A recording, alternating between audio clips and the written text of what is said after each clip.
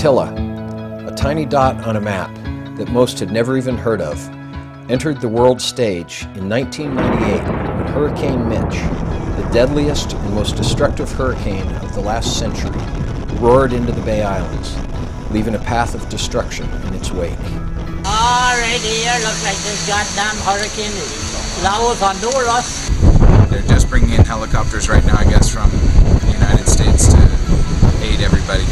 But what the world did not know is that a near-perfect storm had already formed earlier that year, with the convergence of three men of vision and gumption. And it's all true, pretty much.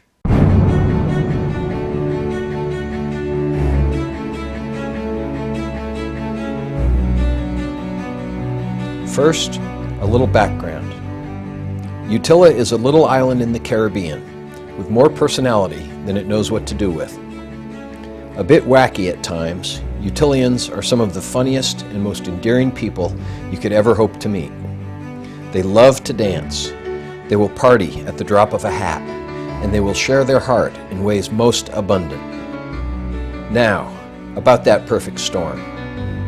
Rocky Jones, the eldest son of a Utilian seafaring family, inherited his father's charm and unquenchable curiosity about all things. That's what I told him. He asked me if I didn't want to learn to jump. I said, no, that's not my thing. But that's my thing, flying the plane. Truly a colorful entrepreneur of epic proportions, Rocky was a man ahead of his time, a man with visions and ideas about a better Utila. I did respect him and admire his vision that he had for the future of this island.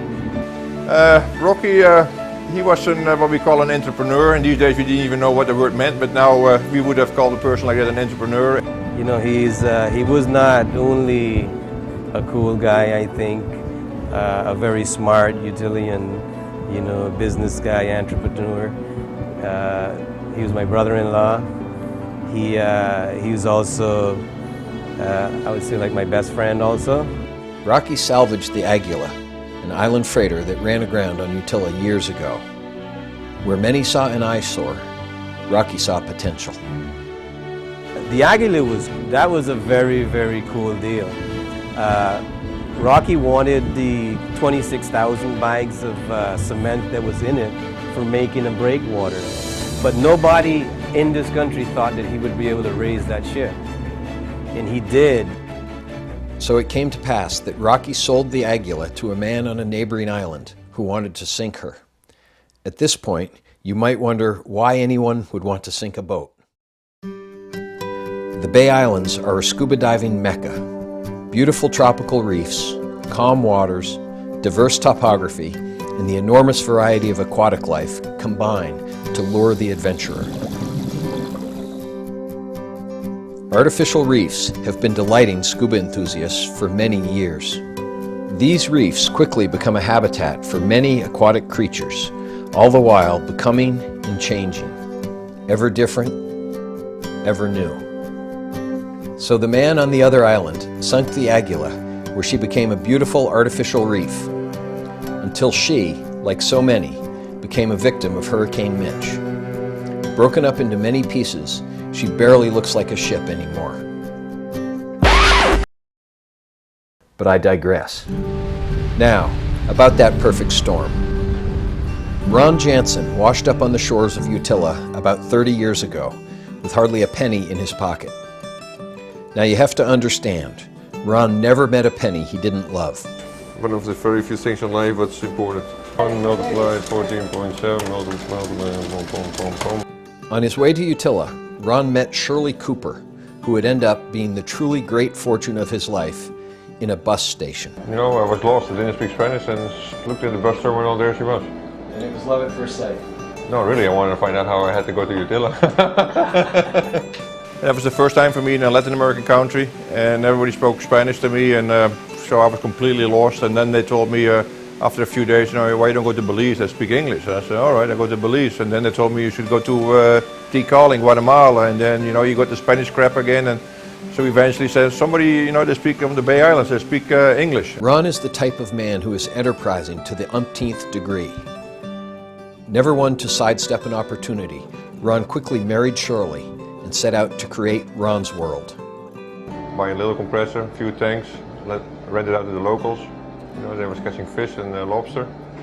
And that went pretty good, and from one thing went the other one. A few people came around, they wanted to see it, so I had a little dory, I took them out diving. And then from one thing to the next thing, it became bigger and bigger and bigger. And before I realized that I had a dive shop. Ron Janssen got to Utila in the early 80s from Holland. Ron was one of the first guys I met in Utila in 1988. We were renting equipment from him. And man, it was a deal. It was a deal. He had everything we needed. When I stayed on and opened Utila Dive Center, he rented us everything. We've been friends ever since. Ron is a man that, he's a man somehow like Rocker John, you know. Ron is a guy, if he lend you a dollar, he wants you to pay $1. If he give you $10,000, that is forgotten about. One of Ron's most enduring personality traits is that he really doesn't care what people think about him. But as anybody that knows Ron understands, he really does care about people. Fast forward about 20 years. Ron has become a successful businessman, a pillar of the community, and a legend in his spare time. In the banks, boy, I don't know, sometimes they give you a hard time here in the bank. You know, they have all kind of little rules and things like that, and eventually I couldn't put up with these people anymore. And you know, then there was one thing, I think it was, if a woman was pregnant, you can go first in line. And so my daughter went down there, she was working for me in these days, she went in line and she was pregnant and they didn't want to honor it. So she called me crying and I said, oh, don't worry about that, I'll be down there in 5 minutes. And I just closed the bank.